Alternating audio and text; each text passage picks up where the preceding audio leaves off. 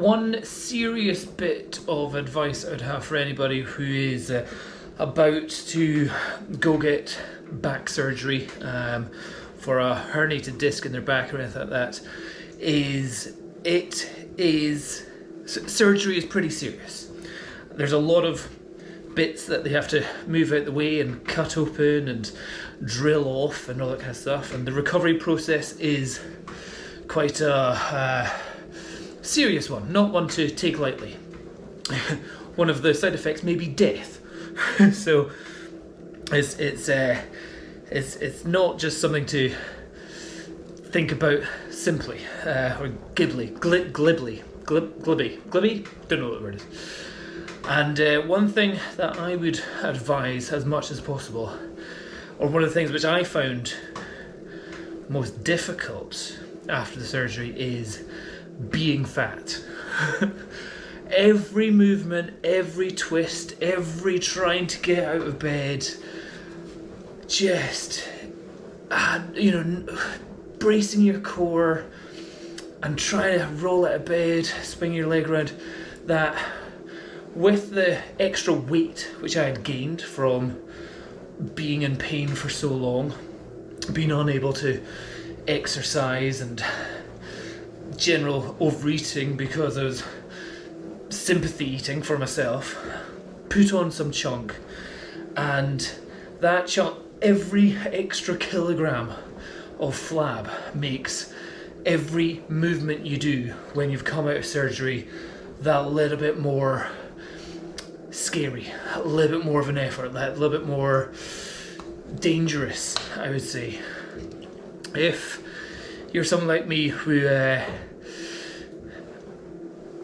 enjoys junk food and potentially if you're suffering from back pain, or you use exercise in your everyday life to counteract the amount of junk food that you normally eat, or you're just not a huge fan of dieting, and again, trying to diet when you're in constant pain isn't nice. Dieting normally takes a lot of effort.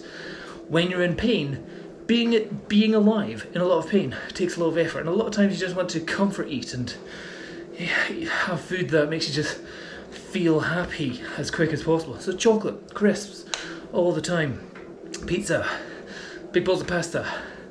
Some medications will drop your appetite, some may increase it depending on how you react to it.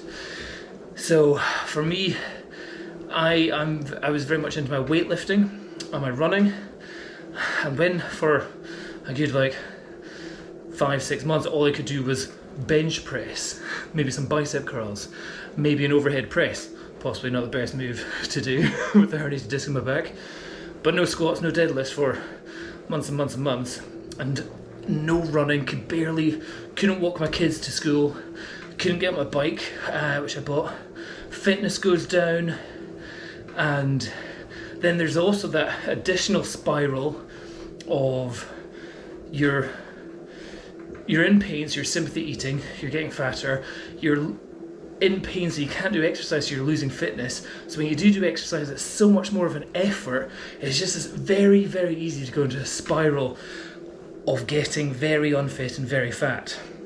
And so that's my only advice for anyone, is if you're in back pain, if you're suffering from back pain,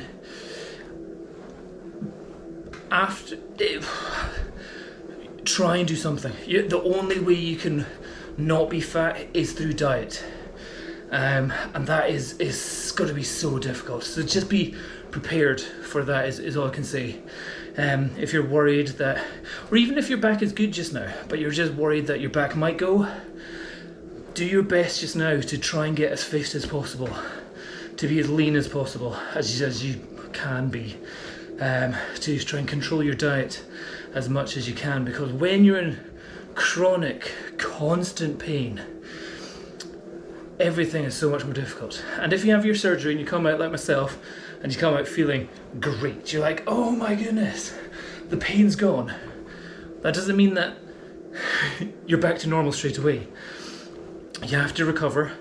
your bones have to rebuild, your tendons and ligaments and muscles that they had to pull out the way to get to your spinal cord have to rebuild. There's still, additionally for me, I've got weakness on one side, so all the walking that I do, there's overcompensation to the other side, so there's potential things going on that for me just now I'm all about trying to get fit, lose some fat. I'm not doing it very well with my diet, trying to do my intermittent fasting again, but trying to just work on to build my fitness first. Build fitness, then try and lose weight, because I am effectively starting a fitness regime from a fitness level of 0. But when I was, the first couple of weeks in bed, rolling, trying to get out of bed, the doctor said, oh yeah, you're a young, fit, healthy adult. I'm like, no, I'm not. I'm an overweight person that hasn't done any exercise for months. But compared to some of the people that they see in the hospital, I guess I am fit and healthy. But in my own eyes, certainly not. But if you're going to go in for surgery, the recovery process when you're overweight is a scarier process. I would much rather go into surgery in a state of fitness and leanness and having a six-pack. Go for the surgery, get that, and then you just know you're not lugging around a whole bunch of extra flab everywhere you go. But at the same time, fully understand anybody with back pain very quickly putting on the flab. But yeah, just something to be aware of, that back pain can ruin your fitness, ruin your strength, ruin your ability to diet as well. And when you get the surgery, all that stuff that you've had ruined makes your recovery from the surgery that little bit more cautious. You have to be far more cautious about it. All your movements, all your ligaments, all your twists out of bed, and all that kind of stuff. So yeah, if any of you are thinking about getting surgery, do your best to try and get fit before surgery. So instead of rehabilitation, do prehab. Try and do as much core strengthening, although it's painful, core strengthening and stretching, yoga, Pilates, all of that hurt me more. Pilates definitely hurt me more. But whatever works for you, and if it can get you to maybe be able to focus on your diet or get you a little bit of a boost in your fitness, it would be more worth it, very much worth it to do it when you're in pain beforehand than having to deal with it afterhand. Because you really want to have the surgery done and feel good afterwards and not have anything, was it post back surgery syndrome failure, post back surgery failure syndrome. You don't want that at all. So yeah, all I can say, everybody, do your best to get fit. And that's what I'm doing now after surgery, doing my best to try and get my fitness back. Got myself a cross trainer, spent hundreds and hundreds of pounds on this to get my fitness back. And even on a low setting, my heart rate's through the roof. But I love that because that means I know I'm getting a workout, I know fitness is going to get up. And yeah, I'm getting a wee bit numbness in my calf, a wee bit of tingling going down there. My glute doesn't really work when I'm pushing with my left leg, and my left knee clicks because there's obviously some serious overcompensation going on. But I don't care, as long as my heart rate's going up, I'm getting a sweat on. I know it's good for my heart and my lungs, and it helps me focus on dieting as well. When I say dieting, I'm just meaning controlling your diet, not sympathy eating 24 hours a day.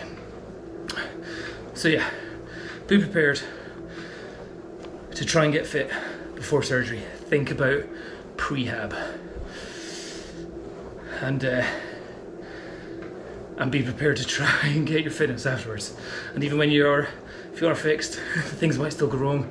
Be prepared to still spend money on physios, on chiropractors, on masseuses, sports masseuse, because you want them to be making sure that you're fully aligned for every exercise that you do. Maybe once a week. Every time you do a big workout, a couple of days later, make sure you get them to crack you back into place. Definitely good. Just don't crack your back. Anyway, that's just my thoughts for today. Bye.